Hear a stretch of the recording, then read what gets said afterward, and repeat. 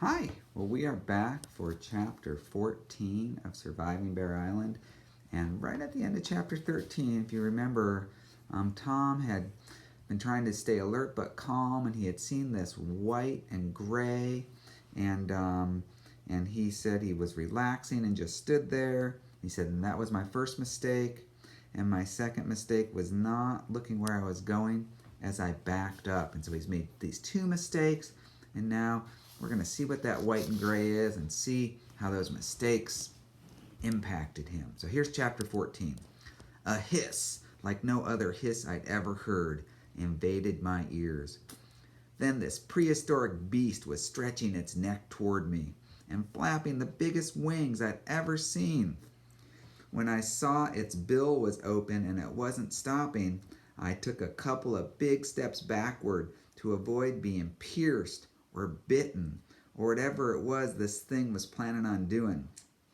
Behind it, I glimpsed 3 or 4 more just like it, only more gray than white, before I went down. Yeah, I caught my heel on something and landed flat on my back with my head in the creek.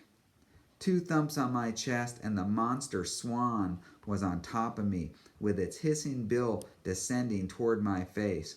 I turned and felt the water invade my mouth as my head went under, the swan's bill slicing my neck just below the ear.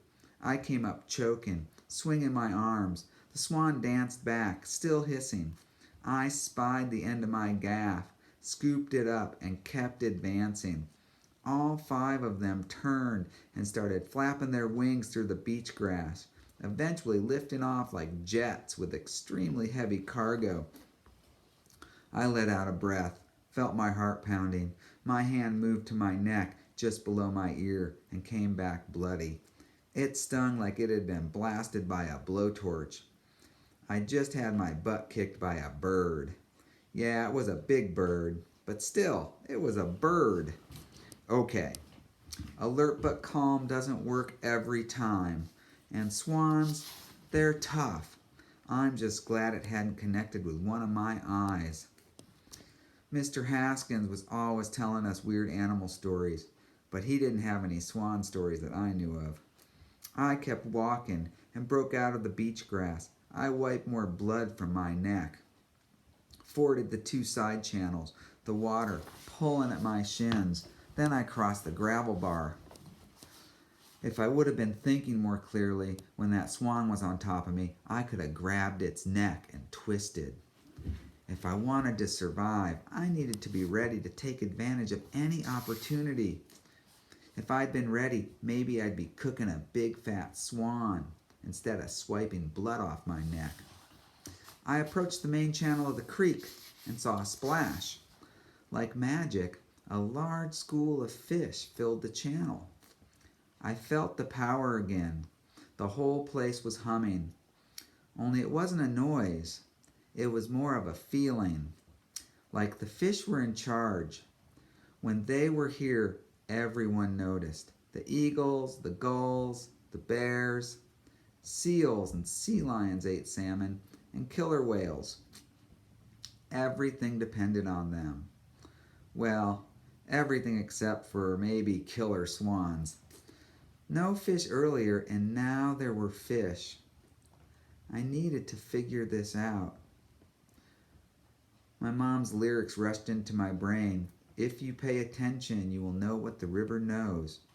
I raised my gaff, brought it down hard, pulled a struggling fish from the school, then clubbed it with a rock. I examined the gaff. The line had stretched, but just barely. I waited. The fish returned, and I killed another. The gaff survived the second killing, but the lure was now half out of the barked out area. I wanted more fish, but knew if I kept at it, I'd lose my lure. I cleaned the bigger of the 2 fish first.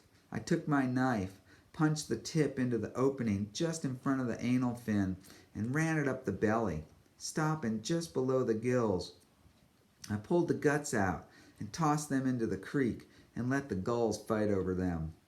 Then I slit the bloodline, and using my thumb while holding the fish in the water, I worked the blue-purple vein out of the fish, like my dad had taught me.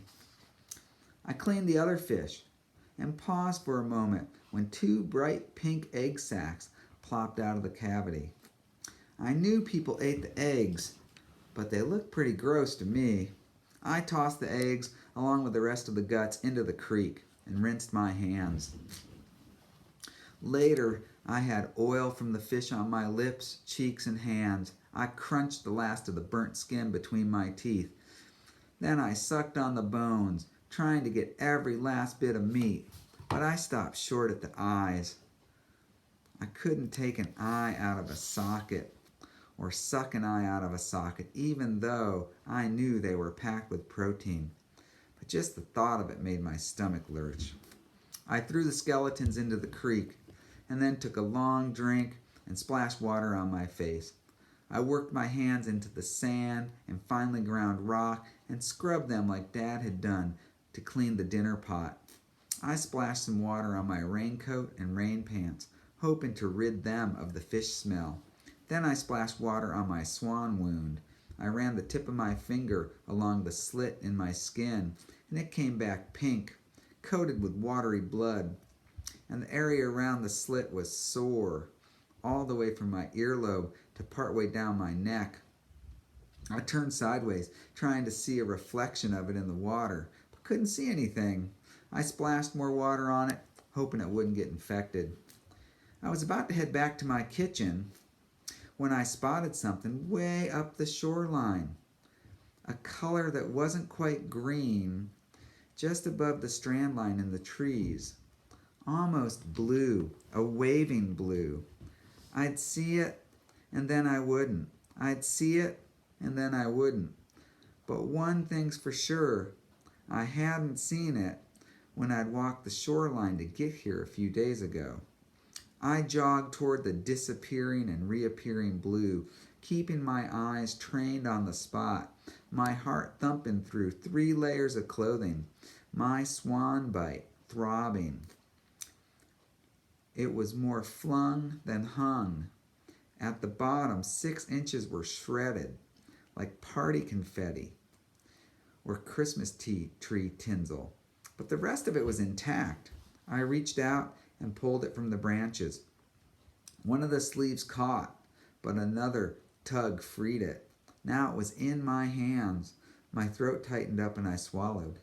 "Dad," I said, the word barely moving beyond my lips. I took a breath, let it out, and then inhaled. Then I yelled, "Dad, Dad, Dad, Dad." It was his raincoat.